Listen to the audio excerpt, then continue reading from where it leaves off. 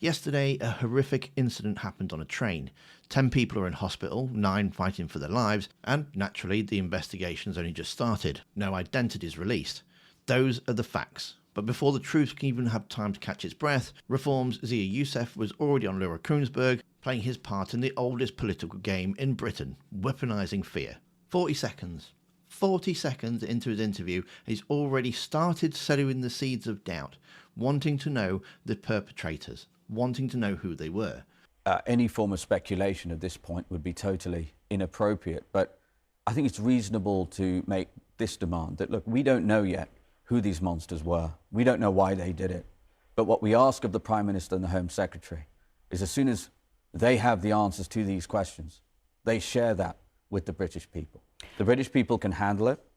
Truth and sunlight are the best disinfectant. It was then 3 minutes into his 8-minute interview before he starts talking about another stabbing days earlier, one committed by a man who broke into the country, was granted leave to remain, and should never have been here. It was only days ago that an innocent man was stabbed to death walking a dog.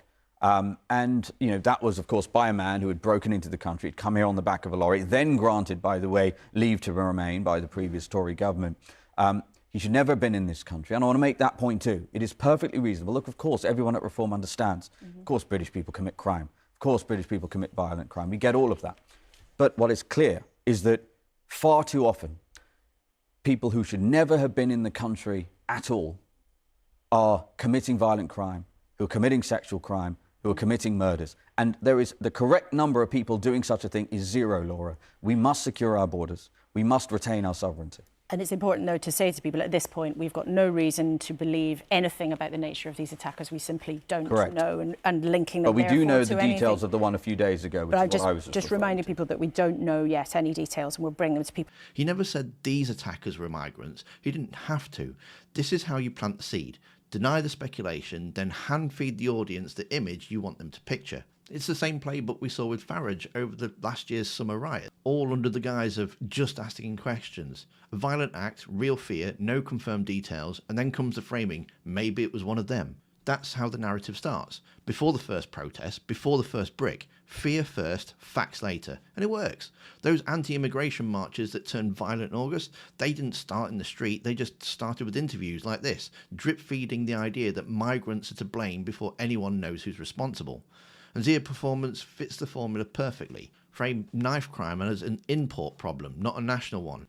Demand truth and sunlight now, code for tell us they're foreign. Wrap it all up in border talk and sovereignty slogans so it sounds patriotic instead of paranoid. You can't say don't speculate while painting a target. And it's exactly how Farage built his following, sowing outrage, waiting for the streets to erupt, then claiming to be the voice of the ordinary people demanding order. The standard should be simple, victims first, facts next. But every time someone like Zia Yousaf uses a tragedy to preload the blame, we get one step closer to civil unrest. Because riots don't start with the crowds, they start with language. So no, we're not playing that game again. Honour the victims, wait for the truth, and stop letting fear write the headlines before the facts exist.